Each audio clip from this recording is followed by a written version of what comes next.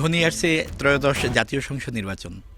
আর সেই নির্বাচনকে কেন্দ্র করে কিন্তু এখন নানা বয়সী মানুষজনের মধ্যে বেশ একটা উৎসব ভাব। প্রবীণ থেকে শুরু করে নবীন ভোটার সবার মধ্যেই নতুন একটা প্রাপ্তি, অর্থাৎ আগামী জাতীয় সংসদ নির্বাচনে তারা ভোট দিতে চান।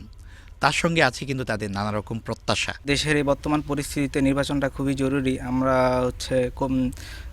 আমাদের কমিউনিটি, আমাদের গ্রাম বাংলার মানুষ বা আমাদের স্টুডেন্ট সমাজ সবাই আমরা মানে নিজেদের যোগ্য প্রার্থী নির্বাচনের জন্য মুখিয়ে আছি। ফার্স্ট টাইম আমি ভোট দেবো আর কি, ভোট কেন্দ্রে গিয়ে। সো খুবই এক্সাইটেড এটা নিয়ে। তার সাথে সাথে আরও চাই এমন একজন নেতা আসুক যে জনগণের দুঃখ দুর্দশাগুলো বুঝবে।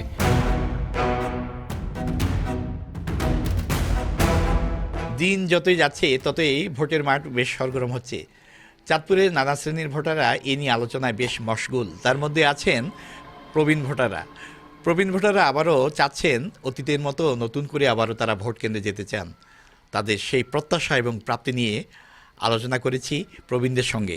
নতুন রিন গভীর থেকে পরিষ্কার করে কাপড়কে রাখে নতুনের মতো উজ্জ্বল। নতুন রিন অ্যাডভান্স পাউডার। নির্বাচন যে হবে এটা আমরা ওই পুরানো আনন্দটা চাই। ভোট কেন্দ্রে যেন সন্ত্রাসী কোনো সিস্টেম না হয়, সুন্দর সুষ্ঠুভাবে যেন আমরা পূর্ণ মতো ভোট দিতে পারি। আমরা চাই একটা ভালো একটা বাংলাদেশ গড়তে, যাতে যেই রাজনীতি আসুক না কেন আমরা দুর্নীতিবাজ এবং ঘুষ মুক্ত চাই।